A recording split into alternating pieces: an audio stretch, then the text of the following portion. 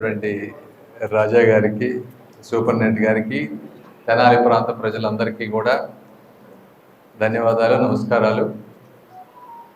ఇప్పుడు కూటమి ప్రభుత్వం గవర్నమెంట్లోకి వచ్చిన దగ్గర నుంచి బేసిక్ ఇన్ఫ్రాస్ట్రక్చర్ ఎక్కడెక్కడ అవసరమో వీటన్నిటినీ, అంటే బేసిక్ ఇన్ఫ్రాస్ట్రక్చర్లో రోడ్స్, ఇవి డ్రైనేజెస్, వాటర్, ఇవి కాకుండా హాస్పిటల్ సిస్టమ్ కూడా బేసిక్ నీడ్ ప్రతి ఒక్కళ్ళకి.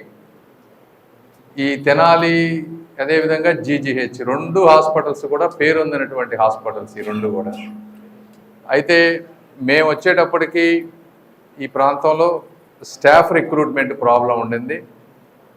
ఈ 1.5 ఇయర్లో 2 ఇయర్స్లో ఎక్కడెక్కడ ఎప్పుడంటే దాదాపు 14-15 కొత్త స్టాఫ్ నర్సెస్ని పెట్టి ఆ స్టాఫ్ని అంతా అప్రాపరియేట్గా చేశారు.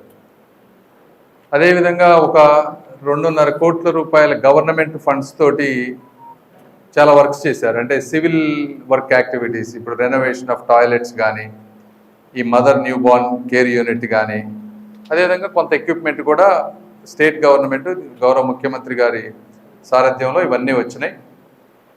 వీటితో పాటు ఈ హాస్పిటల్లో మంచి మంచి సర్జికల్ డిపార్ట్మెంట్స్ ఉన్నాయి. ఇప్పుడు ఆర్థోపెడిక్స్ కానీ, obstetrics, ENT, ophthalmology, general surgery, మంచి స్పెషలిస్టులు ఉన్నారు. అయితే వీళ్ళు అన్ని రకాల సర్జరీస్ చేయాలంటే కరెక్ట్ ఎక్విప్మెంట్ ఉండాలి. కరెక్ట్ ఎక్విప్మెంట్ ఉంటేనే చేయగలరు. లేదంటే వీళ్ళని కొన్ని మినిమల్ సర్జరీస్ ఇక్కడ చేసి జనరల్ హాస్పిటల్ గుంటూరుకి ట్రాన్స్ఫర్ చేయాల్సి వస్తూ ఉంది. అందుకని ఇక్కడ వీళ్ళకి కావాల్సిన ఎక్విప్మెంట్, వీళ్ళకి ఆల్రెడీ స్కిల్ మంచి డాక్టర్స్ ఉన్నారు. అదే నిమ్స్ నుంచి వచ్చిన ఒక ఆయన ఉన్నారు డాక్టర్.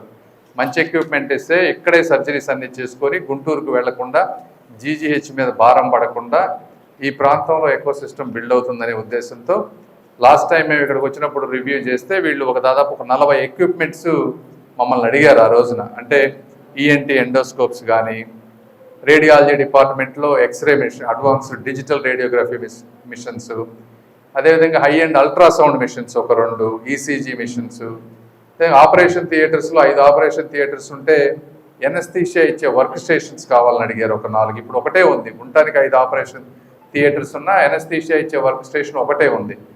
కాదు మిగిలిన 4కి, అదేవిధంగా ఆర్థోపెడిక్ డిపార్ట్మెంట్, ఈ మదర్ న్యూ బార్న్ కేర్ యూనిట్లో ఫోటోథెరపీ యూనిట్స్ పిల్లలకి, ఇట్లా ఒక 40 రకాల ఎక్విప్మెంట్ అడిగారు.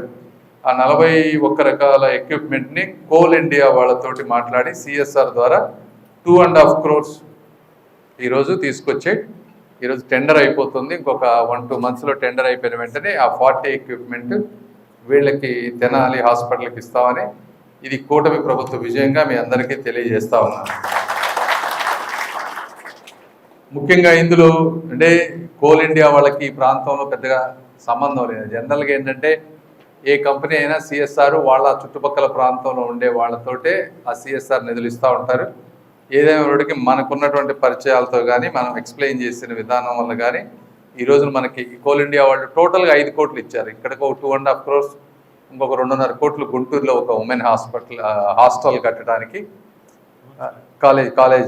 కాలేజీ రూమ్స్, హాస్టల్ కాదు కాలేజీ రూమ్స్కి.